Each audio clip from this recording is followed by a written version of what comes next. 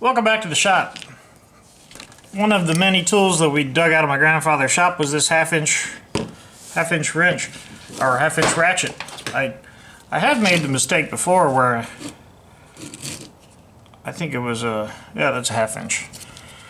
I think it was a 9/32 for ratchet that I found one time, which really threw me off. But this is a regular half-inch ratchet. It does not have, I guess I should show it to you. It says made in USA. Made in the US, Vlchek. It's got an on-off switch on it, and it doesn't seem to work very well. But we're going to take the screws out of it and clean it up. So it's a little ratted out. The screws are rough looking. I'm shooting with a new camera. It's very similar to the camera I typically shoot with. It's a Sony 440.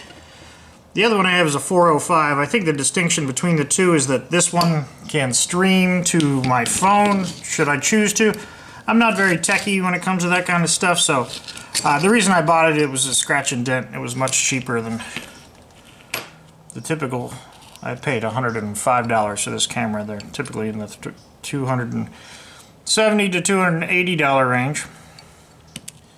The inner workings of this have sort of an interesting graphite color to them, and you want to be careful of tools that aren't rusted because it might not be steel, and you don't want to necessarily huff that stuff. So that being said, some of these things might get cleaned up in the parts washer, because the fluid will keep the dust down. So we could just get the schmoo off of it, so to speak. It's got a detent ball down here that is captured, and it is not apparent to me how that comes out. The rest of this, I'm pretty confident that this is steel for two different reasons. One is that it's magnetic, and never mind the screw that's on there. And two is that it's rusty. These other pieces, however, well, that's magnetic, and that's magnetic. So it's probably all steel. Nonetheless, we will clean those parts up and wire wheel, belt sand, fiber wheel, so on and so forth. Clean this up and see what it looks like.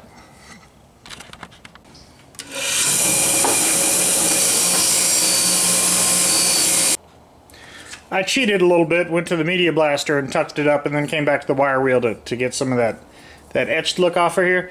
There are some slight imperfections in the handle. We will do a light sanding on the outside and see how it looks.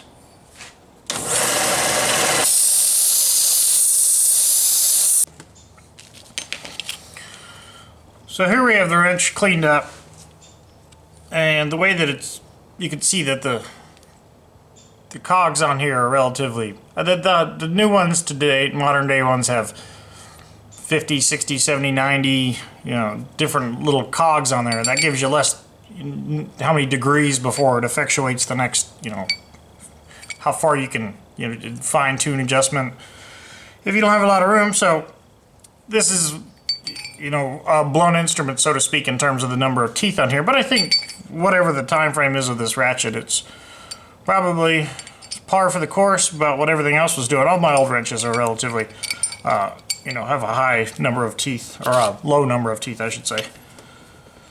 So how this works is that there's a pawl that grabs a hold of this gear and then adjusts back and forth, and it does not work very well when it's not completely assembled. It is hard to demonstrate how it works apart because it sort of requires this plate to be on here. Once the plate is in, then you can feel that it's got a relatively positive snap action, and then the back, of course, is labeled on-off, and it feels pretty good.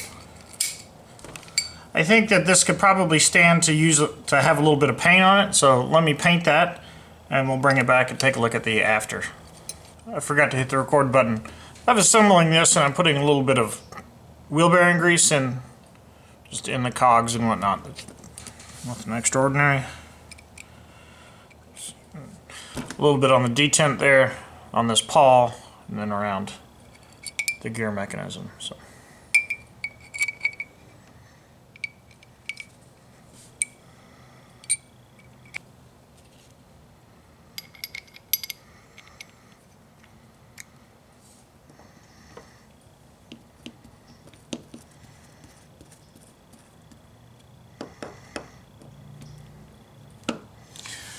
This is the worst screwdriver.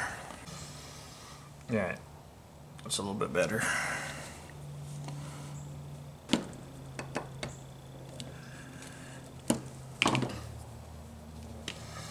So there we are. We've got the Drop Forge Vlchek WS-R10. I think it looks pretty good. That's the satin red lettering in there. Made in USA. Maybe we can touch that up with the paint marker.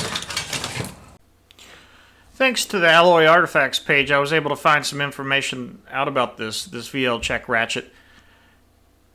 I've got a picture up now, and it's got, on the top section is the 1/2" ratchet, and on the bottom is the 3/8 ratchet. What's interesting to me is that the detent, or the lever for the forward and reverse on the 1/2" ratchet is different than mine. However, the 3/8 drive is exactly like mine. You can also see that the orientation of the screws that hold that bezel onto the front, mine appears to be more like the 3/8 ratchet than the 1/2" ratchet. That's interesting.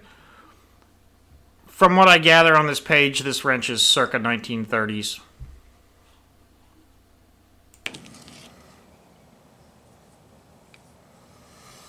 Those letters are a little hard to follow, and the arrows aren't quite ideal, but I'll take it.